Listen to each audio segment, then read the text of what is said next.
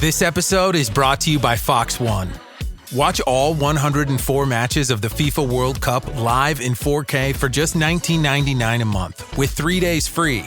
Build your own multi-view, choose up to 3 streams, and follow player spotlights. Stay on top of every moment with live stats, highlights, and instant replays. The FIFA World Cup, streaming live on Fox One. Offers are subject to change. See fox.com for complete terms and conditions. Listen, all you New Yorkers.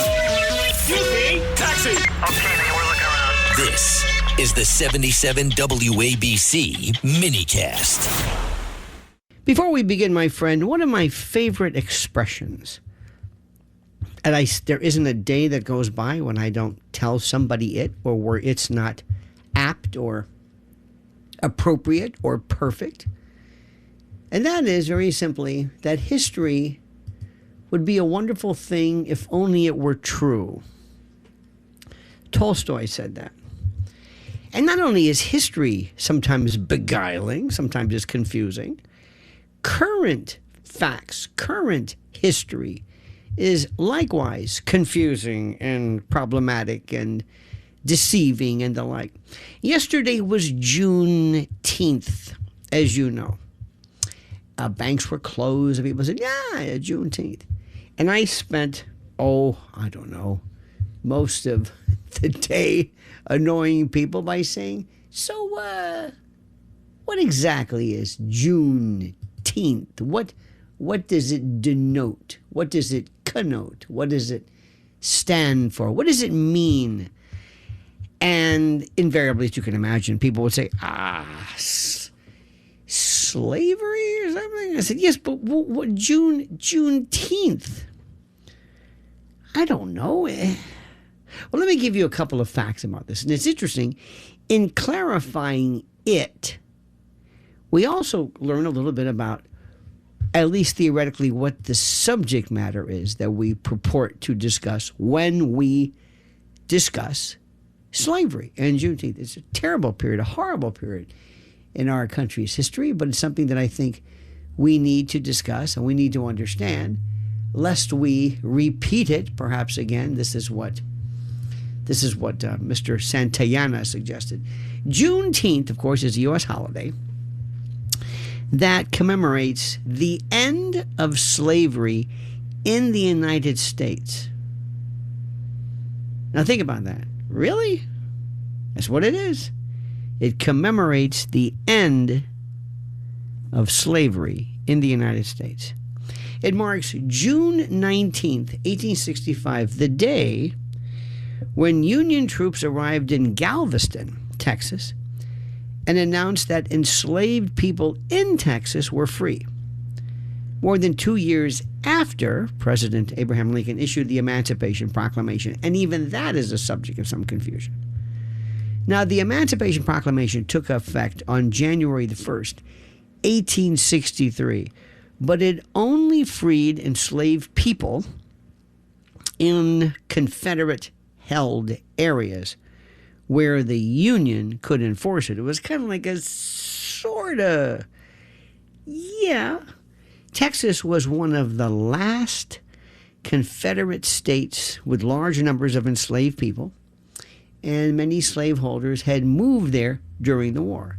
So on June 19, 1865, Union General Gordon Granger issued General Order Number 3, declaring that all enslaved people in Texas were free. The 13th Amendment to the Constitution, ratified later in 1865, formally, absolutely abolished slavery nationwide. And by the way, the 13th Amendment is the only Bill of Rights provision that can be violated by a citizen. A citizen cannot violate the first, the second, the third, quartering soldiers at your home against your will. That's my favorite. Search and seizure, due process, none of that. The only one, Bill of Rights provision, first 8 or 10, depending upon what you consider to be specific, but the 13th is the only one. So Juneteenth has been given the notion and is being celebrated for generations, especially in Texas, with family gatherings and church services. And in 2021, Joe Biden and his auto pen signed legislation marking Juneteenth, National Independence Day, a federal holiday. It's also called the Juneteenth National Independence Day. It's called Freedom Day, Emancipation Day, Black Independence Day. And it's wonderful. It gives us a chance to reflect on the history of slavery and emancipation and civil rights and blah, blah, blah. Manumission, another term which nobody wants to discuss. But I don't want to be tough with those big fancy words, so I'll keep it real simple for you. Now, some people who are historians, people who know, have a little bit of a what's the word? A little bit of a some criticisms. First, and I guarantee you this, you're not going to hear anybody on local TV bring this one up. It was not the actual end of slavery everywhere. Slavery, as I'm sure you or many of you know, persisted in some places even after June the 19th, 1865. In fact, for example, slavery remained legal in states like Kentucky and Delaware, until the ratification of the 13th Amendment in December of 1865.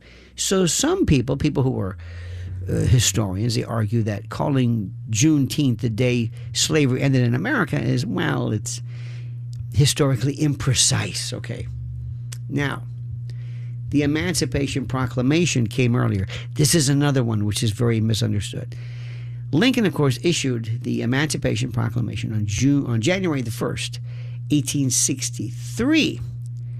And many historians argue that that date is more historically significant because it changed the legal status of millions of enslaved people, even though enforcement depended on Union military access. It's one of those sort of important days that maybe provided freedom, but not really. It really began as Texas observance. You see, Juneteenth commemorates events in Texas specifically. And some historians ask, well, why a Texas milestone became a national holiday rather than another emancipation-related date with broader national scope. In fact, the term Independence Day can be debated because some historians note that Juneteenth celebrates the announcement of freedom to enslaved Texans, not the legal abolition of slavery nationwide, which occurred with the 13th Amendment. By the way, 13th Amendment, remember, it came before the 19th Amendment, which gave women the right to vote. So even slavery, the end of slavery, was considered a more of an expeditious matter than giving women the right to vote.